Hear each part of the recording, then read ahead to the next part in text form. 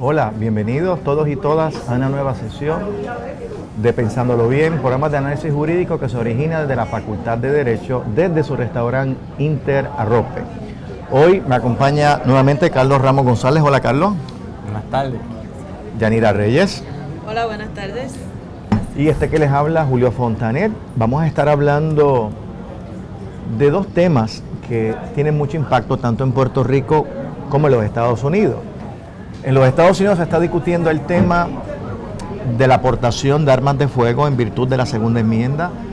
Toda esta discusión que se ha dado después de la masacre en la Universidad de Parkland en Florida, que ha surgido un reclamo de muchos sectores de que hay que revisitar la reglamentación de las armas de fuego, particularmente a nivel estatal y a nivel de los county, pero por otro lado existe también un reclamo contrario a ese, de lo que hay que hacer es seguir armando más a las personas, particularmente el personal de las escuelas, para que se puedan defender. Es decir, es un debate muy arraigado en la sociedad norteamericana sobre el tema del derecho que se reconoce bajo la segunda enmienda de la Constitución Federal para bear arms. Por otro lado, tenemos que seguir como un tema que se comenzó en la semana pasada, que es el tema de los WhatsApp, el tema del juez Ramos Sáenz sobre, como ustedes recordarán, es el juez que ya fue destituido en virtud de una información que surgió públicamente de unos WhatsApp donde el juez en funciones discutía con abogados, con personas particulares, cómo decidir un caso de naturaleza electoral relacionado con el voto de los encamados. Es un caso que ya ha trascendido la figura del juez para tocar, como he dicho anteriormente, otros abogados y abogadas y personas que no ejercen la abogacía, pero sobre todo personas que ostentan puestos importantes en esta admisión. Así que después de esta pausa regresamos para discutir más en detalle ambos temas.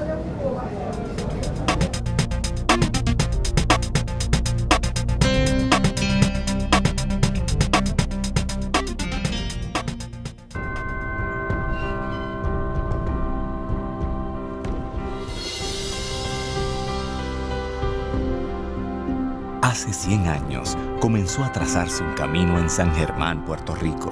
Con bases de fundación sólidas, se fue expandiendo. Buscaba apoyar el desarrollo y preparación del ser humano.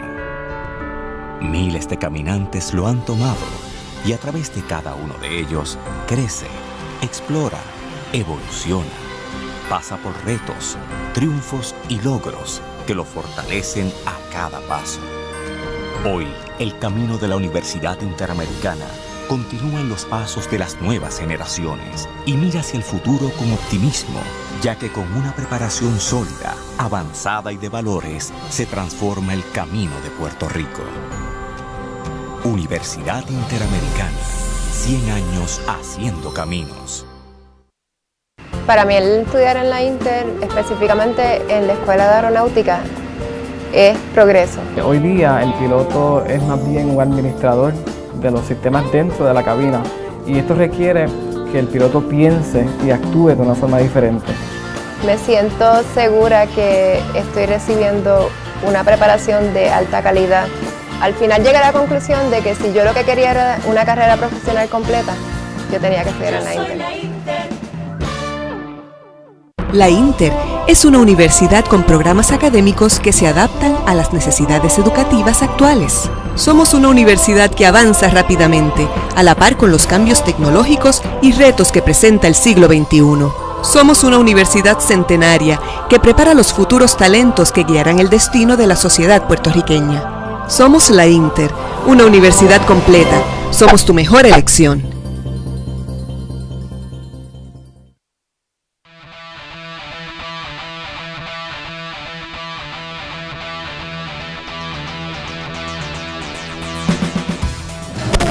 Regresamos a Pensándolo Bien y vamos a comenzar a hablar sobre los sucesos que acontecieron en la Escuela Superior de Parkland, que me aclaran los compañeros que dije la universidad.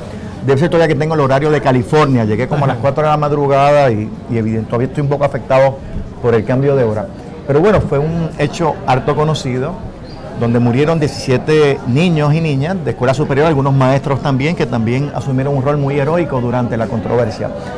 Así es que lo que está en discusión es ¿qué va a pasar ahora? Hay un reclamo muy activo de la juventud, de estudiantes de escuela superior que han reclamado de que es hora de poder contar con unas aulas seguras, que es hora de que se reglamente con mayor rigor el acceso a portar armas, particularmente armas automáticas, que son las que se utilizan en estas masacres, y que tienen derecho, ¿verdad?, a esperar estar en su salón sin ningún tipo de aprehensión, sin ningún tipo de riesgo.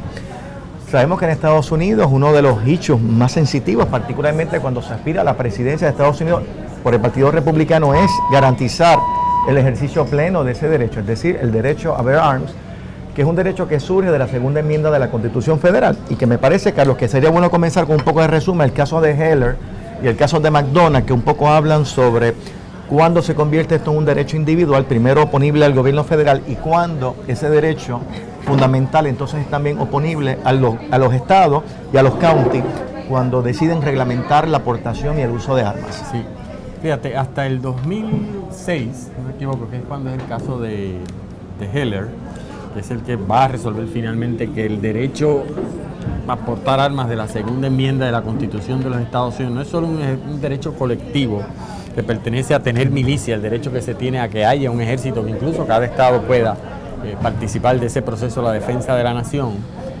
Pero había un debate por años en Estados Unidos de si eso creaba un derecho constitucional fundamental, personal, individual a portar armas. ¿Y por qué eso es importante en la nación norteamericana? Por varias razones. Una de ellas, porque la aportación de armas en la nación norteamericana, en términos generales, aunque yo creo que sin excepción de estado alguno, históricamente ha sido un elemento cultural. Entonces, eso es una nación donde por diferentes razones las armas están presentes en la vida y en la cotidianidad de muchos norteamericanos. No solo porque hay o no había suficiente reglamentación, porque es así. Para los que me están escuchando que no sepan de lo que yo estoy hablando, si usted visita la nación norteamericana y visita un Kmart, un Walmart, y va a la parte donde pesca, por ejemplo, del área deportiva, hay una sección completa en todos los estados, de todas las tiendas. No es una tienda de armería. Es como comprar una caña de pescar, de la más amplia diversidad de armas de fuego, desde la más pequeña hasta rifles automáticos. ¿Por qué? Bueno, pues porque por diferentes circunstancias, que a propósito se explican en muchos de los casos que vamos a comentar, pues forma parte en un sentido de la cultura norteamericana. Ahora bien, hay un grupo en Estados Unidos muy poderoso, que es el National Rifleman Association, que tiene su filial y sus personas y sus seguidores aquí en Puerto Rico también, que siempre han planteado que ese derecho a portar armas debe verse, no como hasta ahora había dicho el Tribunal Supremo, como un derecho colectivo que no emanaba de ninguna disposición constitucional. Debería verse, que es lo que logran en el 2006 en el caso de Heller, como un derecho fundamental individual. ¿Y por qué eso era importante? Porque eso facilita ya no solo la obtención de armas, que como he dicho existe prácticamente en todos los estados, sino que en aquellos estados que por diferentes razones, o territorios como Puerto Rico, que han decidido restringir ese derecho a portar armas, con requisitos de certificados de salud mental, salud física, periodos de espera, tipo de arma disponible, si está accesible para los menores, si no está accesible, que quisieran que ese derecho tuviese el más mínimo posible de restricciones, y llevan años planteando para obtener con éxito, para litigar con éxito las restricciones que hay al derecho de armas en algunos estados, repito, más que en otros, que a propósito, en la inmensa mayoría de los estados, por lo que acabo de decir, las restricciones no son pocas, ¿no? Son pocas, no son muy restrictivas. Yo creo que Puerto Rico, lo podemos comentar adelante, quizás tiene una de las más restrictas, sin lugar a dudas. Pero en Estados Unidos, las pocas que habían, este grupo y grandes sectores de la sociedad norteamericana quieren que fuesen todavía menos. Pero para eso necesitaban oponer eso a algún derecho fundamental. Y de ahí su lucha a que se declarase como derecho fundamental, para portar armas, lo contenido en la segunda enmienda. Cosa que logran, es una decisión muy apretada, en el caso de District of Columbia versus Heller, que después se expande a los estados a través del caso de McDonald, donde escogen, por supuesto, para litigar esto, una ley parecida en los dos estados que restringía incluso el derecho a tener un arma de fuego sencillo, un handgun, dentro del hogar, la podías portar si es parte de tu trabajo, la podías portar con pocas dificultades si ibas al tiro al blanco, es decir, para entretenimiento. Y se hablaba también de la necesidad de registrarla antes de poderla comprar. Siempre había que registrar, había mínima en los dos sitios. Tampoco es que no tenías que llenar un papel. Lo que pasa es que generalmente las registran en el mismo Kmart. O sea, no tienes que ir a un tribunal ni nada. Allí mismo llenas un papeleo. Bueno, lo que pasa es que en este caso en particular, la restricción decía, por el problema terrible que había en DC y en Chicago, la cantidad de armas de fuego que habían disponibles atribuían las autoridades del Distrito de Columbia y en Chicago a la disponibilidad demasiado fácil de armas de fuego. Entonces, ¿qué establecieron? Usted puede tener un arma de fuego en su casa, pero tiene que certificar uno, o la tiene desarmada cuando la tenga en su casa, o la tiene con un aditamento de seguridad.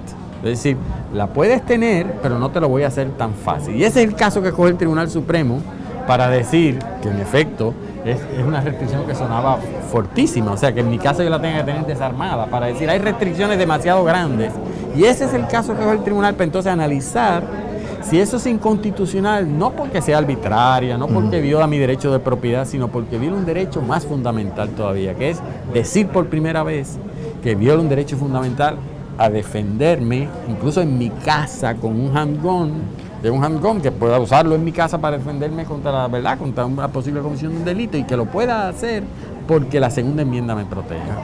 Y entonces eso inició un gran debate de si eso en efecto iba a lograr que en Estados Unidos, pues bueno, se redujese de alguna manera la criminalidad, o si por el contrario lo que hacía era fomentar aún más la cultura de armas que ya existía, y cada vez que ocurren incidentes como este, pues se revive el debate. Claro. Y le pregunto a ambos, no hay nada en Keller, Yanira ni Carlos, ni en McDonald's, que impida que un Estado pueda reglamentar la aportación y el uso de armas, como un poco se ha planteado de que es un laissez-faire por algunos sectores. No, de hecho quería mencionar que en ese caso de Heller se dio un debate bien interesante particularmente entre el juez Scalia y el juez Stevens, en términos de cómo interpretar esa segunda enmienda y cómo interpretar las partes específicas de esa cláusula que hablaban del asunto de la milicia y el derecho a aportación de armas. Scalia, desde su posición textualista originalista, llega hasta definir esos conceptos en los 1700, cuando fue el momento que se escribió la Constitución, para poder llegar a la conclusión de que cuando se hablaba de milicia no podría hablarse de un derecho colectivo sino individual, porque la milicia en ese momento no estaba organizada, así que en ese momento, en los 1700, cada persona tendría derecho a tener el arma disponible en su hogar para poder participar en el ejercicio de esa milicia, lo que implicaba entonces que eso se podría extender como un derecho individual al 2006, que fue cuando se tomó esta decisión. Contrario a Stevens, que planteaba, mire, lo que pasa es que milicia es lo que significa para todo el mundo milicia, es un cuerpo organizado paramilitar, y que en aquel momento se reconoce ese derecho precisamente para defenderse contra el gobierno, y que en este caso no debería ser aplicado para una persona en su hogar defenderse ante el asunto de criminalidad, que era lo que estaba planteando Heller, que era la razón por la cual él estaba pidiendo este derecho. Gana Scalia en ese debate, así que lo que se aplica es una interpretación textualista, originalista de la segunda enmienda. Muy típico de Scalia. Pero además, como dice Yanira, textualista, originalista e historicista. Es decir, es fundamental en que la historia de la nación, la cultura de la nación norteamericana. Miren, Scalia llega a citar incluso un párrafo, que para mí es bien fuerte, ¿verdad? Donde incluso habla no solo que el derecho a portar armas debe ser un derecho individual, sino que lo considera uno de 3 derechos que tiene la Constitución de Estados Unidos, que debe considerarse derecho natural. Es decir, que aun cuando no existiese la Constitución y el Bill of Rights, eso es uno de los pocos derechos preexistentes a la Constitución de Estados Unidos. Porque incluso cita un pasaje donde vincula, y lo que voy a decir es muy fuerte, pero usted en la opinión, vincula el derecho a existir armas a Dios. En el sentido de que como la creencia profunda que se tiene en Dios, también se debe tener la creencia profunda en tener armas, porque es indispensable para defenderse uno de la vida misma. O sea, es una opinión bien fuerte a favor de eso. Y resulta incluso contradictorio, porque siendo él textualista, que debería dejarse llevar por el significado simple de las palabras, él llega hasta ese punto de buscar diccionarios, enciclopedias de los 1700 para definir estos conceptos, para poder justificar esta conclusión de reconocer este derecho como un derecho individual reclamable, que no se consideraba de esa forma antes de esta decisión. Es importante que en esta decisión el tribunal no habla de armas de guerra, por ejemplo, armas de asalto, y reconoce que los estados sí podrían tener unos procesos de licenciamiento, de permisos, pero que esos procesos no pueden violentar el derecho fundamental a la aportación de armas. Así que después de eso, no es que se eliminaron los procesos estatales de reglamentación. Bueno, sabemos que en otros estados y en Puerto Rico también existen esos procesos de reglamentación, pero no pueden ser procesos que impidan el acceso fácil, el acceso libre a armas, particularmente cuando son armas de protección personal, para protección personal o de la propiedad. Es importante reconocer que en este caso, del caso de Parkland en Florida, que no nos podemos olvidar de esto, estamos hablando de un arma de asalto, un arma que logra... tenía varias armas, Tenía varias armas y que era un menor de edad, de 19 años, que es una de las cosas interesantes que han empezado a comentar los jóvenes de esta escuela, que se han activado sorprendentemente después de estos sucesos, han optado por establecer su luto como una forma de activismo que ha sido sorprendente, impresionante y admirable la forma que ellos lo han logrado. Y uno de los argumentos que están presentando es: este joven de 19 años no hubiera podido tener acceso a una bebida alcohólica, pero sí podía tener acceso a un arma de esta naturaleza. Porque en Florida, igual que en algunos estados, de hecho, todos los estados, para poder ingerir bebida alcohólica, como sabemos, tiene que tener 21. Puerto Rico es de los que es excepción. Pero sin embargo, en Florida, para tener armas de fuego, si hay requisitos de edad, tienes que tener 18 o más, como en algunos estados. Y 18 es el bastante. Hay estados donde ni siquiera 18 puede, pues hasta menos. Por eso es que incluso, y esto me consta, tú en Estados Unidos, yo sé de familias que el regalo que le han dado a sus hijos cuando cumplen 15 años, una botella de whisky. Una botella de whisky y un arma. Y un arma. Eso yo lo digo como una realidad cultural, que a mí me parece terrible, pero bueno, por eso que algunos de ellos lo consideran correctamente legítimo. Pero o sea, que así es la historia, y que esos jóvenes, un poco actuando contra un supuesto derecho fundamental que ellos tienen, porque como tú dices, lo importante de esto es que ahora hay un derecho fundamental con el cual ellos pueden reclamar el Estado la restricción, pero a pesar de que en Florida se le permite a los 18, ellos mismos están diciendo: mira, nosotros no queremos pasar por esta experiencia. Algo tiene que hacerse a un estado como Florida, que es de los más permisivos, de las que menos restricciones tiene para aportar armas, obtener armas. Hay que recordar que ese aumento a los 21 años, desde los 18, se dio paulatinamente, porque en los 70 la mayoría de los estados era 18, pero en los 80, bajo el gobierno de Reagan, el gobierno federal empezó a presionar a los estados para que aumentaran la edad y condicionó la asignación de fondos federales para autopistas interestatales a que esos estados aumentaran la edad de 18 a 21, a pesar de que las estadísticas decían que entre 18 y 21 había un porcentaje mínimo de choque o de jóvenes en estado de embriaguez, cuando era personas entre 30 y 45 años el número más significativo. Pero esa fue la razón, no fue ningún estudio empírico, realmente se planteó que era imperativo subir la edad una especie de extorsión. O subes la edad o sencillamente no recibes estas asignaciones federales. Bueno, yo creo que esta discusión de McDonald y de Heller era importante porque hay que discutir cuáles son las alternativas que están sobre la mesa. Evidentemente el tema de la reglamentación de las armas de fuego es un tema muy político en los Estados Unidos. El Partido Demócrata siempre ha arraigado por muchas restricciones, muchas limitaciones. El Partido Republicano, todo lo contrario. Tenemos un gobernador republicano en Florida, tenemos un presidente republicano en Estados Unidos. Entonces es lógico pensar que va a pasar, porque ha habido mucha presión, claro. Está la presión de los que quieren unas limitaciones sustantivas, dramáticas, muy difíciles de implementar, particularmente a la luz del caso de Heller y el caso de McDonald's. Por otro lado, como dije anteriormente, hay personas que han venido con un discurso muy interesante, diciendo, bueno, esto es una realidad inescapable, por lo tanto, vamos a armar a los maestros en las escuelas superiores, vamos a armar a los guardias de seguridad, aunque no sea visible esa arma, porque tienen derecho a defenderse. Pero tengo que reconocer que hay dos propuestas sobre la mesa muy interesantes. Una de Marco Rubio, republicano de Florida, que ha planteado que él estaría a favor de aumentar la edad mínima para poder comprar un arma de fuego de 18 a 21 años. Lo cual yo estoy seguro que a la Asociación Americana que mencionaste, la National Rifleman Association, no debe estar muy contenta. Y hay que recordar que esa es una entidad que invierte millones y millones en campañas políticas, particularmente después del caso de Citizens United, donde es constitucional, es decir, es un ejercicio de libertad de expresión pagar contribuciones a partidos políticos o a candidatos en particular.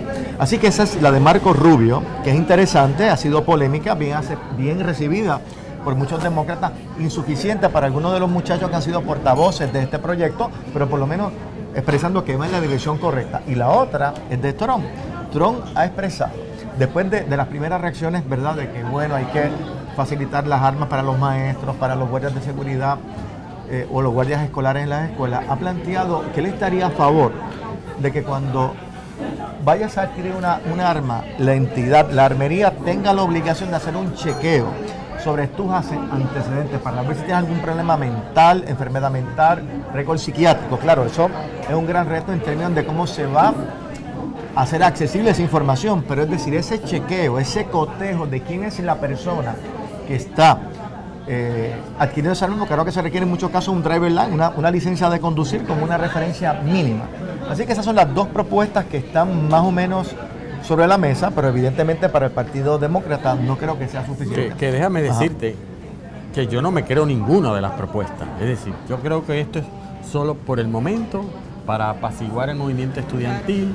Yo no creo que Marco Rubio esté presentando eso porque crea en eso, mucho menos que el presidente Trump crea en eso, porque incluso en los debates si debe haber una ley federal sobre esto, si eso debe dejarse en los estados. Marco Rubio es el senador que más dinero recibe del National Rifleman Association. Y el presidente Trump, en la campaña en el 2006, públicamente agradeció al National Rifleman Association por la cantidad de dinero que le estaba dando. Así que, ¿cuánto de esto finalmente va a terminar o no en modificaciones a nivel federal, por ejemplo? Yo no estoy seguro. Por último, aunque quizás no nos va a dar tiempo hoy. No, pero retomamos el tema. Yo creo que hay que analizar las implicaciones de esto sobre Puerto Rico. Claro. Y la ley de armas de Puerto Rico. Porque yo creo que eso es un factor importante, porque hay unas iniciativas legislativas que curiosamente han coincidido con esta masacre. Bueno, sobre eso podemos hablar después de esta pausa. Vamos a una breve pausa y regresamos con el tema de la ley propuesta de armas en Puerto Rico de manera bastante panorámica y sobre todo, ¿qué se puede esperar del debate en los Estados Unidos en virtud de los acontecimientos de la pasada semana? Regresamos en unos minutos.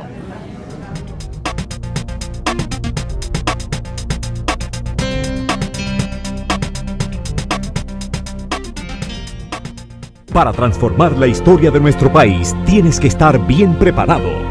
La Inter te educa para ser un profesional completo.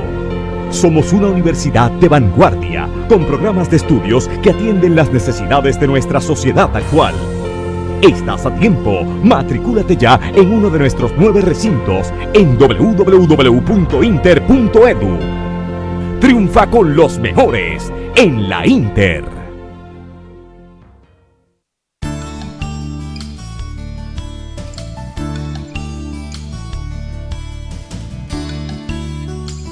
Welcome to the Inter-American University of Puerto Rico School of Optometry.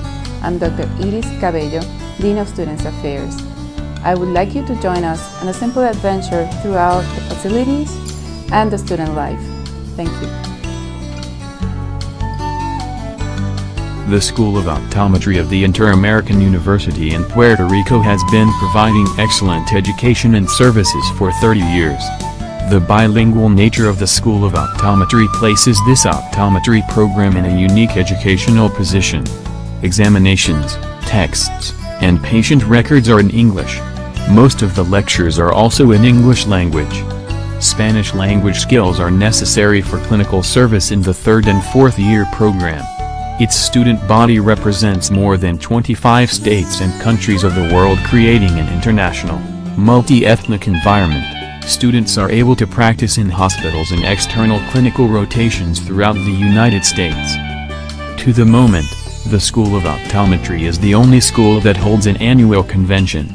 The students, ranging from 1st to 4th year, get a chance to bond while attending different activities, exhibits, dinners, dancing and beach games. As a student of our School of Optometry, you have the opportunity to treat patients of all ages in our clinics. You'll meet colleagues from different cultures, languages and beliefs. Learn the Spanish language to serve your patients. Also know more about Puerto Rico. Visit our satellites clinics in the process of rotation.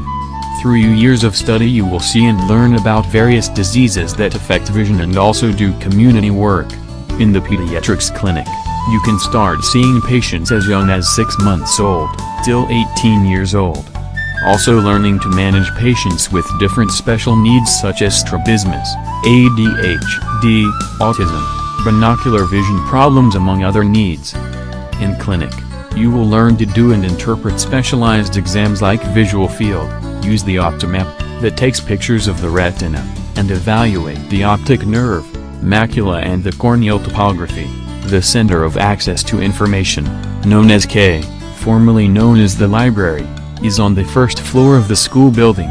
It is a complementary unit that integrates educational resources in different formats, the necessary equipment and the physical installations for their use.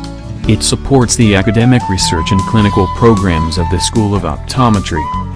They have 18 computers available to students with password and access to the web catalog, the internet and other online databases like Ovid, which has 41 e-books and 29 online journal titles related to the vision science discipline. Related to vision, all of the museum items are under custody of the GAI. The collection includes old and rare materials and equipment that hold bibliographical value, or are difficult to obtain. Some of them have been in our collection since its origin, or have been donated through the years, for their historical value. Behind the School of Optometry building is the university housing. There are 3 walk-up style buildings of 4 bedrooms each. They are completely furnished with security system and access control. Our students become professionals prepared to serve the needs of all patients, but most especially, the growing Hispanic population in the continental United States. For more information, contact us at admissions 787-765-1915, extension 1020.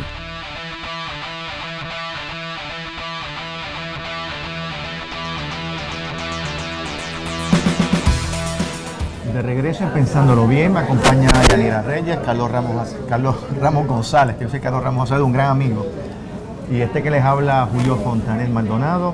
Estamos hablando sobre el debate que se ha dado en relación con la masacre que se dio en la Escuela Superior de Parkland, Florida, y sobre las alternativas que se están discutiendo para un poco enfrentarse al reclamo de un sector que aboga porque haya una mayor restricción, limitación al acceso de armas, particularmente armas de asalto, versus aquellos que todavía exigen, plantean que el problema no es el acceso de las armas, son otros problemas. Hemos hablado de varias alternativas. Estamos hablando de los llamados background checks, que es la propuesta que ha salido de Casablanca. Cuando digo propuesta, bueno, es una cosa que se ha dicho, que Trump se los planteó también a los estudiantes con los cuales se reunió, pero que presenta muchas consideraciones particulares. ¿Quisieras destacar algunas de esas, Yanira? Sí, una de las cosas que están solicitando los activistas, no solo los estudiantes, porque esto viene cada vez que hay un evento en los Estados Unidos con respecto a esto, que por cierto, esto es un fenómeno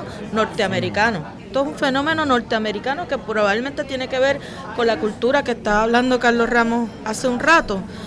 Cada vez que pasa un evento de esto, surge de nuevo un renacimiento de este movimiento para exigir mayores controles para lo que llaman gun control en los Estados Unidos, para que se establezcan algún control en el acceso de las armas. Una de las propuestas que se ha planteado es que se establezcan verificaciones o background checks del historial de la persona.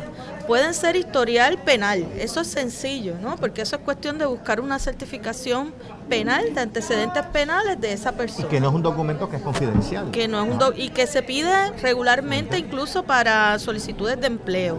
El problema surge cuando se plantea que hay que controlar el acceso de armas a personas que tienen enfermedades mentales. Entonces, si esa revisión requiere que la persona presente, ¿qué puede presentar? Una evidencia de un psicólogo, de un psiquiatra, de que esa persona no tiene ningún problema de salud mental, o por el contrario tendría que presentar un historial médico de que no haya sufrido o no haya tenido algún evento, episodio en su vida de salud mental. Y récord médico que son confidenciales en virtud de la ley IPA. Confidenciales. Definitivamente, entonces hay un problema de acceso, ¿no? Hay un problema de acceso porque la persona tendría que ceder, renunciar a su confidencialidad de su expediente médico para poder presentarlo. Para ejercer un derecho fundamental. Exactamente, lo que complica todo este proceso, que no implica, por otro lado, que no sea meritorio, sino que es complicada. Las propuestas que se han presentado son sumamente complicadas y por lo tanto, y teniendo esa presión de National Rifle Association, los políticos regularmente son muy reacios a trabajar con estos temas porque en efecto son en extremo complicados por la presión, no solo por lo complicado del proceso, sino por la presión política. En este caso en particular, estas personas, los encargados de tomar estas decisiones, estoy pensando ahora en la legislatura de Florida, tienen que tomar otro asunto en consideración también. Estamos hablando de jóvenes que van a ser electores, pueden ser electores en las próximas elecciones porque son de 16, 17 y hasta 18 años y que están haciendo un llamado nacional a todos los estudiantes de escuela superior de que no tienen razón por la cual ir inseguros a su escuela. Y eso es un derecho que también debe ser un derecho considerado como un derecho fundamental, el asunto de la seguridad y la integridad física. Por lo tanto, habría que hacer en la visión de estos políticos un balance entre dos derechos fundamentales y el derecho a la vida y a la seguridad e integridad física en un balance entre el derecho a la aportación de armas debería ser primordial. Con el agravante o la curiosidad, si se quiere, sin que nos pongamos muy técnicos, en efecto, ni en Heller ni en el caso de McDonald, el tribunal está claro en que el derecho a portar armas es un derecho fundamental reconocido por la segunda enmienda y que es de carácter individual. Eso lo resolvió, pero no hizo claro cuando hay las restricciones, que como decía Yanira, claro que pueden haber restricciones para portarlo, cómo analizar jurídicamente un ataque a la constitucionalidad de estas restricciones. Es decir, el tribunal nunca hizo claro, contrario a, por ejemplo, la mayoría, por no decir todos, pero hay unas excepciones, los derechos fundamentales, que no se analiza bajo un escrutinio judicial riguroso o estricto, ¿no? El tribunal no quiso decir qué tipo de escrutinio se haría. Y después del caso de McDonald, que es del 2008, ya han pasado 10 años. El Tribunal Supremo no ha querido volver a analizar ese tema, incluyendo un cerciorario de la semana pasada, de un periodo de espera, por ejemplo, de 10 días, que el juez Thomas disiente porque se molesta con el tribunal y dice: nosotros decidimos en el 2008 que es un derecho fundamental, no acabamos de tratarlo como un derecho fundamental diciendo el escrutinio riguroso que hay que tener, y este tribunal sigue avestruzándose, como decía un buen profesor yo tenía, y no quiere decir efectivamente cómo se analiza. Así que en el tema técnico jurídico, uno de los asuntos que están por aquí es si en efecto esto termina con algunas nuevas leyes federales o algunas leyes estatales, ¿cómo y qué tipo de escrutinio judicial se va a aplicar a estas restricciones? Es un campo abierto, que tarde o temprano le tocará al Tribunal Supremo de los Estados Unidos.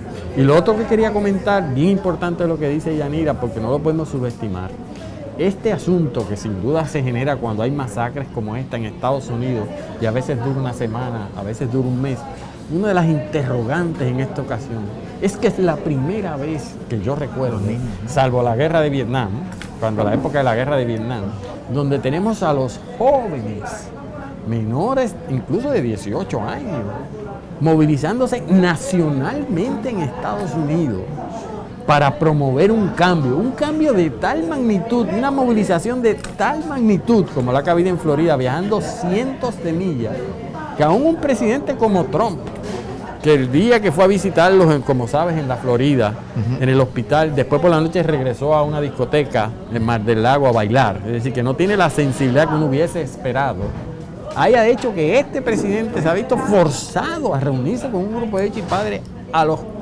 varios días de la masacre.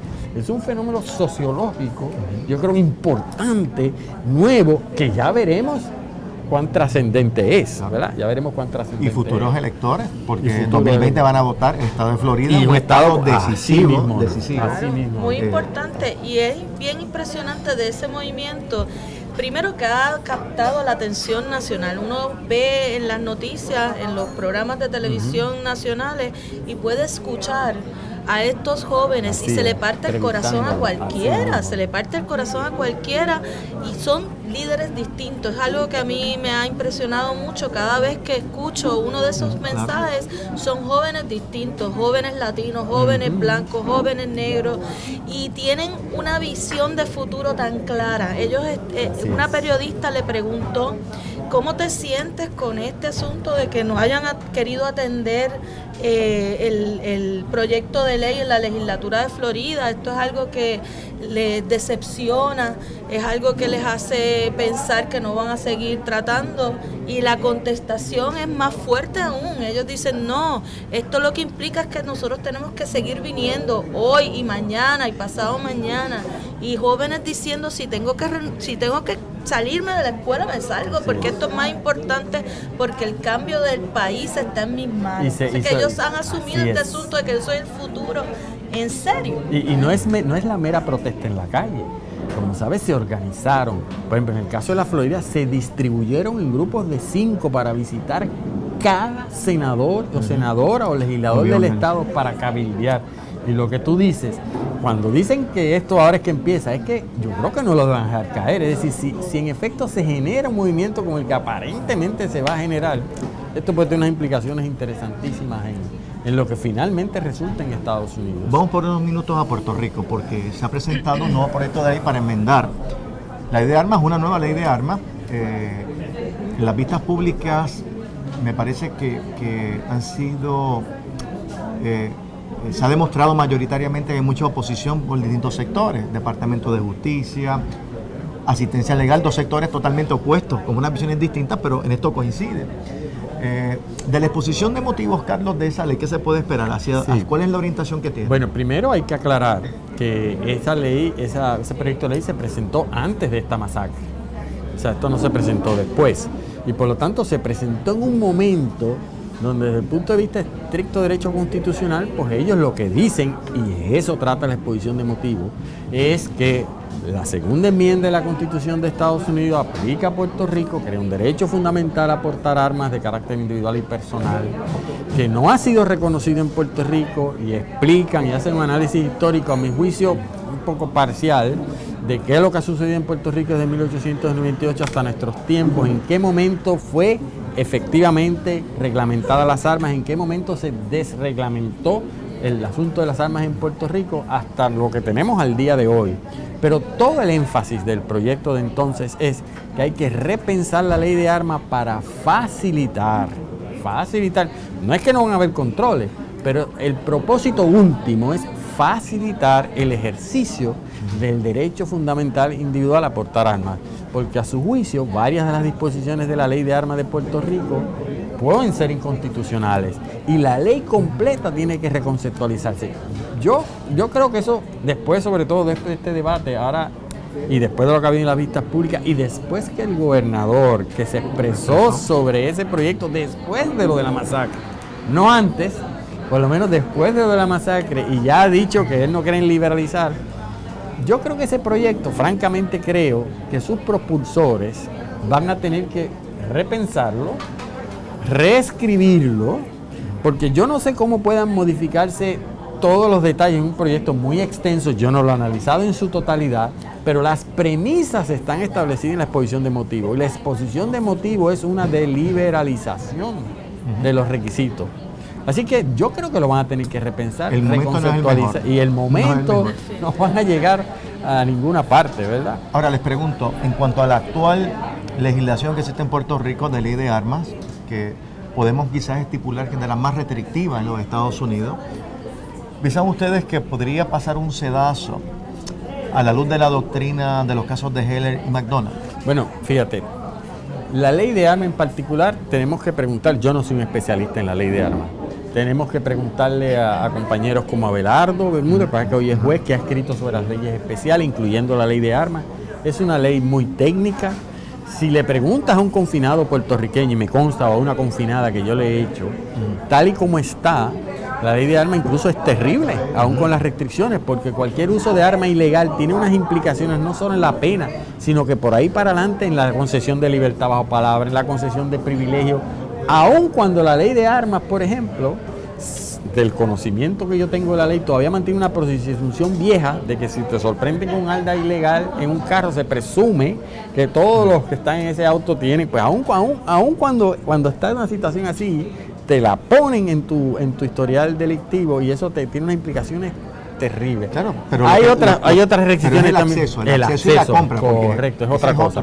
Pero en Puerto Rico, porque quizás algunos los que me estén escuchando que no lo han pensado muy bien y les esté ilógico lo que está pasando en Estados Unidos. En Puerto Rico, por ejemplo, hasta donde yo sé, y la ley de armas, nadie puede tener un arma de fuego en Puerto Rico legalmente, incluyendo para ser oficial de custodia, orden público, sin ir al tribunal. Correcto. Es decir, cuando estamos hablando de Estados Unidos, lo que estamos diciendo es que para usted comprar un arma en muchos estados de Estados Unidos, olvídese de que hay que ir al tribunal. Lo que estamos hablando, incluso antes de la interpretación de la segunda enmienda, y que no será después, es que usted va a la compra, la paga, incluso en algunos sitios ni siquiera tiene que registrar su nombre. Es como comprar una caja de chicle. Y Heller lo que dice es que claro que pueden haber restricciones. ¿Cuántos estados las restricciones van a llegar a como la tenemos nosotros? Por ejemplo, Yanira ha mencionado ahorita la dificultad práctica que hay en algunas de las cosas que se empiezan a decir en Estados Unidos. Esta persona que está pidiendo una licencia o una solicitud para portar un arma, ¿cuál será su trasfondo emocional? ¿Cuál será su trasfondo físico?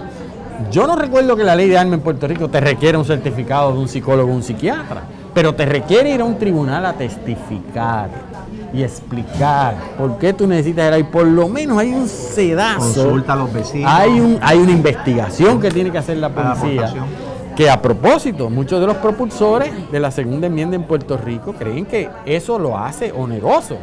Ya veremos si en su día lleva un caso al tribunal que llegue hasta el Tribunal Supremo de Puerto Rico. Pero sería bien interesante que llegara un caso como este, porque lo primero que tendría que determinar el tribunal es si esa segunda enmienda aplica a Puerto Rico. Si la vamos a asumir como uno de esos derechos fundamentales que aplican de la Constitución. Pero yo, aunque eso es correcto, yo ahí tengo mis dudas de que eso sea difícil de establecer. Porque las premisas de Heller y McDonald es que es uno de esos derechos tan enraizados en la conciencia de Estados Unidos, que un planteamiento como ese se me va a parecer al que se ha hecho en otros contextos, de hasta que el Tribunal Supremo nos diga si ese derecho aplica o no a un territorio no incorporado, pues no puede decirse que aplica. Yo creo que lo que va a tener que hacer el tribunal es decidir si es un derecho de tal magnitud que debe extenderse al territorio de Puerto Rico. Hasta ahora todos se han extendido al territorio incorporado, no incorporado de Puerto Rico. Por lo tanto, ahí no va a haber dificultad. Pero en teoría tú tienes razón. Tendría que haber una afirmación que diga... Claro, que eso es un derecho fundamental y que es aplicable a Puerto Rico. Que yo creo que ya existe en el primer circuito, en el circuito de apelaciones, a propósito. Una decisión es una sobre afirmación eso. Como esa. Entonces, segundo, lo próximo que tendría que determinar el tribunal es, que no lo ha hecho el Tribunal Supremo de los Estados Unidos, es qué escrutinio vamos a utilizar para analizar eso, porque después de todo lo que estamos hablando es de restricciones, no es una privación total al derecho, sino de restricciones a ese derecho. Así que el tribunal tendría que hacer un análisis, ya sea con escrutinio tradicional o con un escrutinio estricto, el que decida, o intermedio. O ver las experiencias de lo que está haciendo cada estado, porque como el Supremo no acaba de decir la normativa a nivel nacional de los Estados Unidos, pues cada estado está resolviendo como mejor lo entiende, ¿verdad? O se inventarán en su día un escrutinio especial, una especie así de undue burden, el que se está usando para serruchar, bueno, desde mi perspectiva, el derecho de la mujer a decidir qué hacer con su cuerpo, porque se hace de una manera muy livianita. Ser el escrutinio riguroso de las privaciones a la libertad, por ejemplo, de expresión y de asociación. Tienes razón, ¿no? Sí, no, tiene que determinar el tribunal cuál es el escrutinio que va a utilizar para aplicarlo a cada una de esas medidas, porque no es solamente un asunto de que hay una privación, sino que tiene que mirar cada una de esas medidas y determinar si es oneroso o no, y si cada una viola o no ese derecho, que después de reconocerlo como fundamental. Bueno, pues veremos en qué queda este debate, que estamos seguros que va a continuar tanto en Puerto Rico como en los Estados Unidos. Vamos entonces para una pausa y a nuestro regreso vamos a hablar de la investigación que está llevando a cabo la Secretaría de Justicia en relación a los WhatsApp del ex juez Ramón Sáenz, particularmente la preocupación del presidente del Senado de que es una investigación muy lenta y que hay un tema que le preocupa sobre las posibles inmunidades que se puedan conceder. Así que eso lo vamos a retomar después de regresar de esta pausa.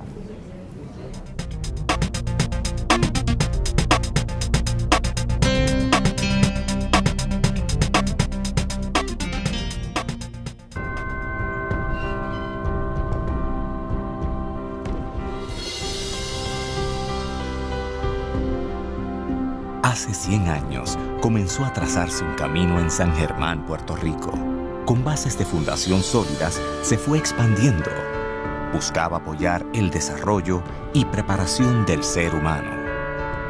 Miles de caminantes lo han tomado y a través de cada uno de ellos crece, explora, evoluciona. Pasa por retos, triunfos y logros que lo fortalecen a cada paso.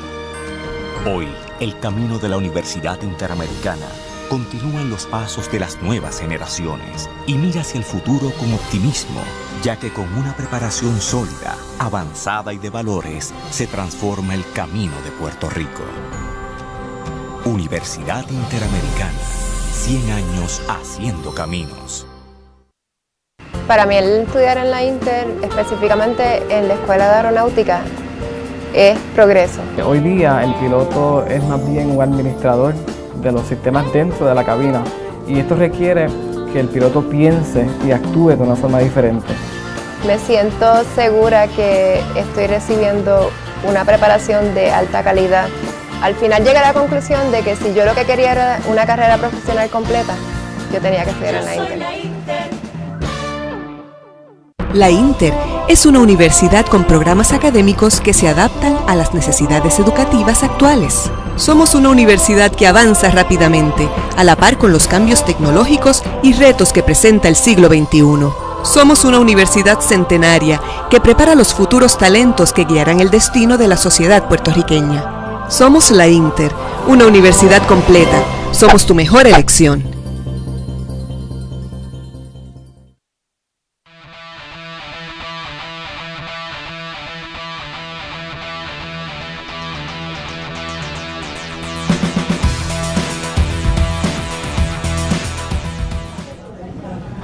De regreso en Pensándolo Bien, nos corresponde en este último segmento hablar sobre una noticia muy importante en Puerto Rico, que es lo relacionado al WhatsApp del ex juez, del ex comisionado, el presidente de la Comisión Estatal de Elecciones, Ramón Sáenz, que todavía es juez. Él, como ustedes recordarán, él renunció, aunque claro, fue una destitución casi constructiva porque iba a ser destituido, pero renunció y está siendo investigado por la rama judicial como su condición de juez para ver si en su conducta que ha sido difundida en los periódicos ha violentado algunos cánones de la ética judicial, y también el Departamento de Justicia está investigando la comisión de posibles delitos en el Código Penal, y la Asamblea Legislativa también ha comenzado una investigación paralela, no meramente en cuanto a la ejecutoria del juez Ramón Sáenz, sino también de las personas implicadas en el famoso WhatsApp. WhatsApp en el cual el entonces juez en funciones en casos electorales básicamente le estaba consultando a muchas personas sobre el caso, sobre cuál era su recomendación o retroalimentación, entre ellos, como mencionamos anteriormente, abogados y abogadas, algunos de los cuales ostentan puestos muy importantes en el gabinete del gobernador.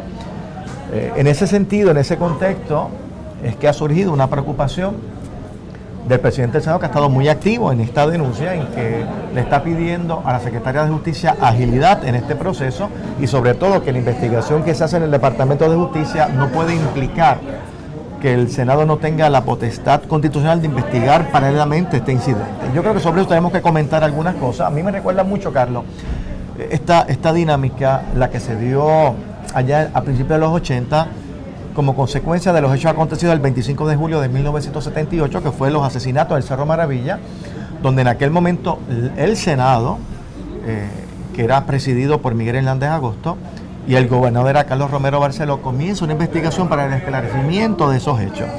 Creo que hay unas diferencias muy palpables. Tú recordarás que en el 78 el gobernador de entonces, Romero Barceló, declaró héroes a los policías.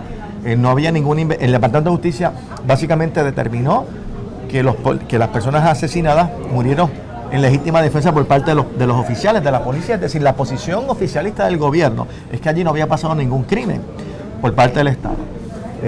En ese sentido, comienza una investigación años después por el Senado, terminando en procesos judiciales, pero hubo mucha litigación sobre la facultad del Senado para investigar, particularmente frente al reclamo del Ejecutivo de que no se investigara. Yo creo que hay unas diferencias muy claras. Primero, ha pasado muy poco tiempo. Hay que reconocer que aquí no ha habido una postura de justicia de decir aquí no pasó nada, están investigando el asunto. Hay unas cosas muy técnicas que investigar, por ejemplo, cómo se accede al WhatsApp, cómo hay que buscar unas cuentas de unos teléfonos para saber quiénes eran las personas que aparecen a veces con las iniciales. Es decir, yo reconozco y creo que es encomiable el interés del presidente del Senado de investigar esto con prontitud, porque son unas alegaciones muy serias, particularmente de personas que pueden estar ostentando puestos muy importantes en el gobierno. Pero me parece a mí que el tiempo que se ha tomado el secretario de Justicia por el momento no es irrazonable. Bueno, vamos a ver. Hay muchas razones, me parece a mí, para la desconfianza pública de todas las investigaciones que están habiendo, aunque de unas más que otras. Se trata de unas denuncias, como ya se ha discutido públicamente, y prácticamente nuestro decano lo ha señalado públicamente, de posible comisión de delitos muy serios. Pero además de eso, se trata de la figura que preside la Comisión Estatal de Elecciones, es decir, el proceso electoral.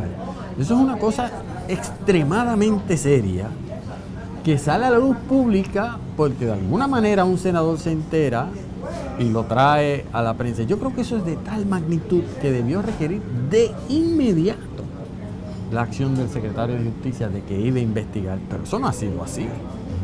Ha habido una lentitud y yo creo que hay mucha desconfianza. De hecho, mucho más rápido actuó la rama judicial con relación a la investigación y a poner en marcha el proceso de investigación de la queja de su propia iniciativa. La OAT está investigando al juez por violación a los cánones de ética y la suspensión, al menos en funciones, no sé si en sueldo. Así que...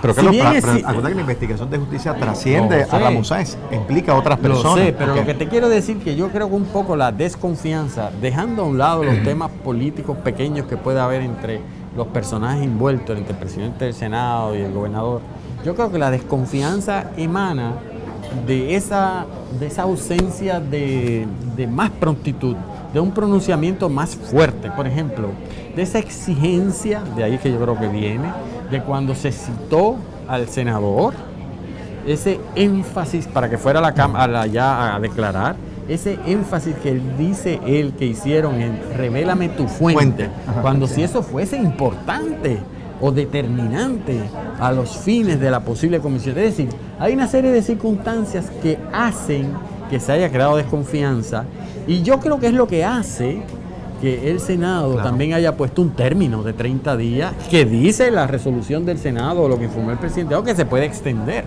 Pero un poco presión para que la rama política que de verdad de ordinario se supone que investiga esto, lo hace, porque el presidente del Senado lo que está haciendo es claro, yo tengo una función avalada durante los tiempos de maravilla, donde mi función no es solo de legislar, yo legislo, investigo, fiscalizo, educo y tengo experiencia, mucha experiencia de cómo hacerlo.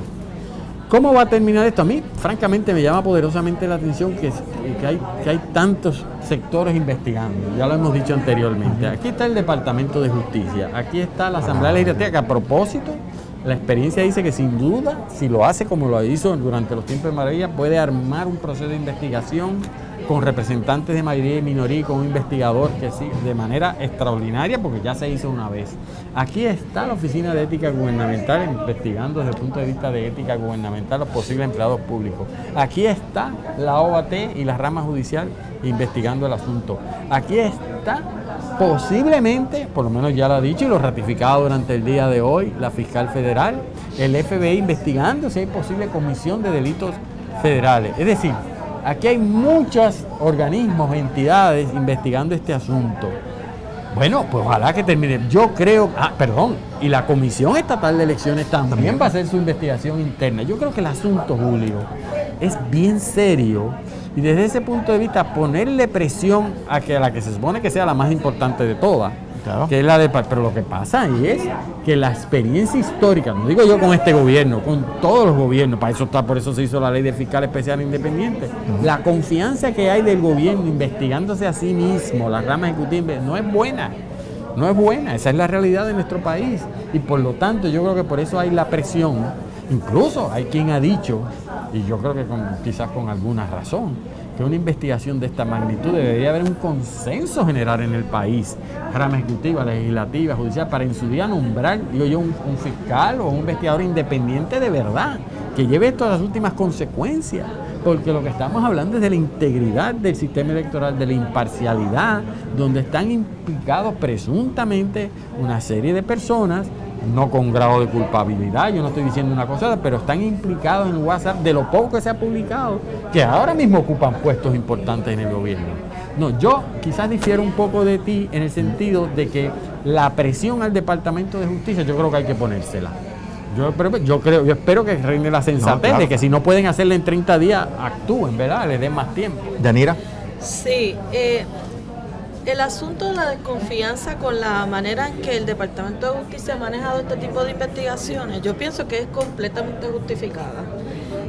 Lo que hemos visto, por lo menos en años anteriores, pero desde este cuatrienio, es que el Departamento de Justicia ha sido muy lento en reaccionar a asuntos que tienen que ver con investigaciones de figuras que están en cargos políticos activos. No podemos olvidar la falta de reacción del Departamento de Justicia a la investigación del alcalde Héctor O'Neill.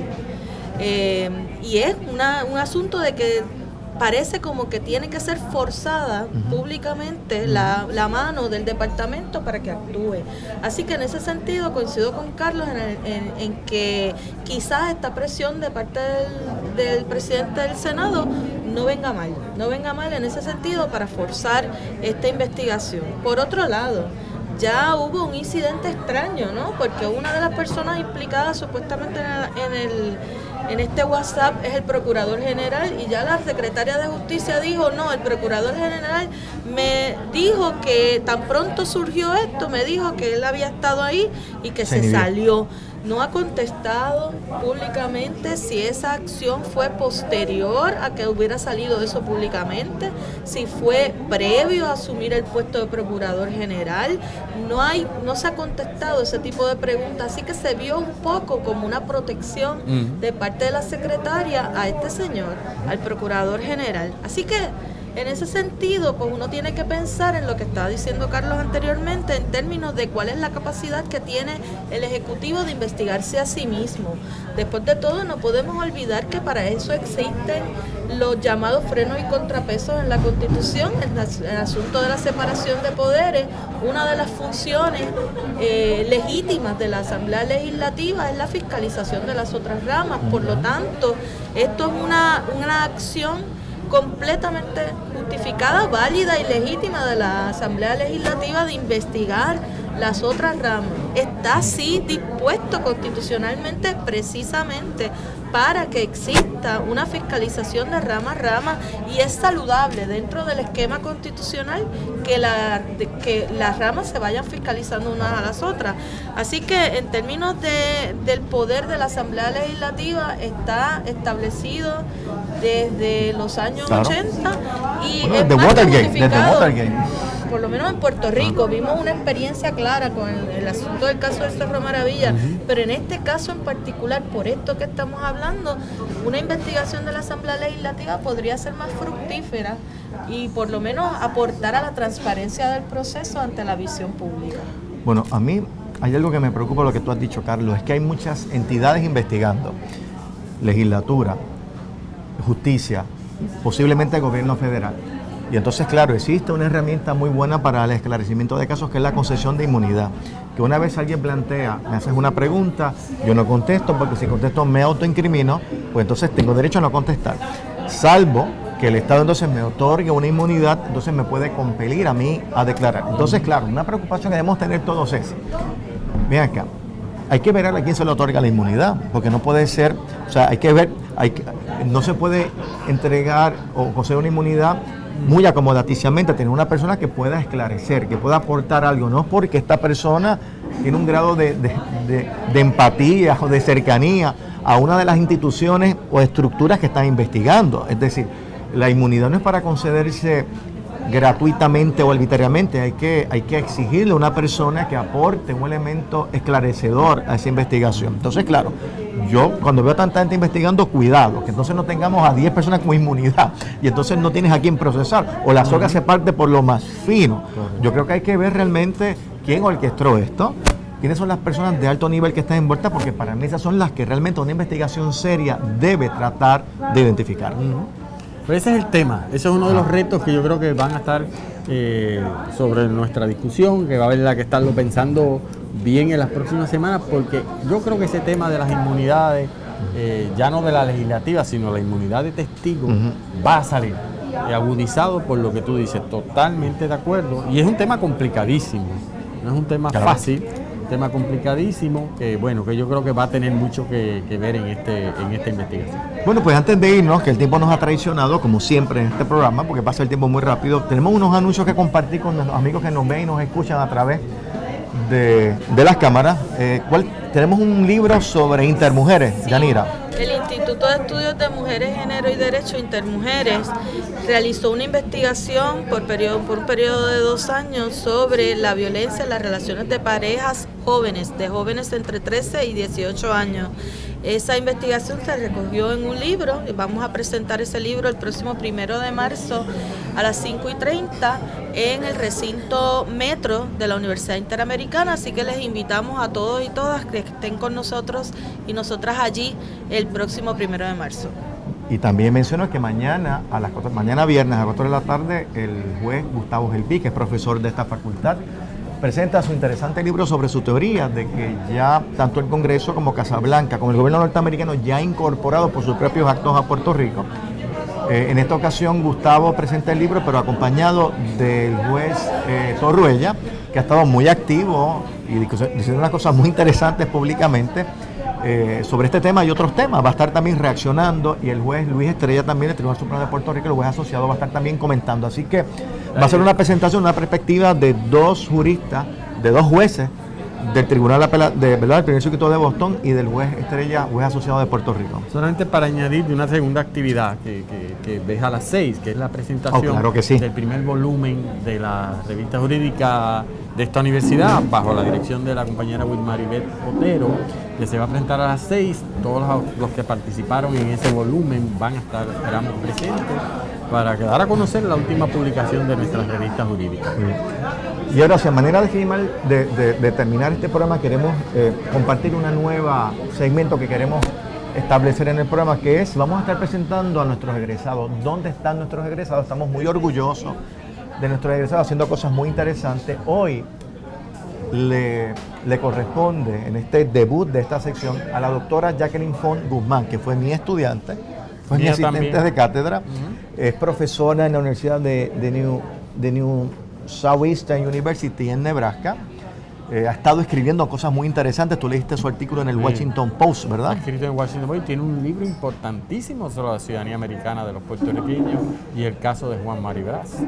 Creo que están reseñando algo en la programación, así que pueden acceder hasta el link, conocer más información sobre Jacqueline Font. que nos visita mucho. Ha sido premiada por el Colegio de Abogados también hace 2 años como uno de los reconocimientos al tópico de investigación, proyecto de investigación, que fue muy bueno. Bueno, con eso terminamos por esta sección del día de hoy, así que nos vemos la semana que viene otra vez en otra edición de Pensándolo Bien. Hasta luego.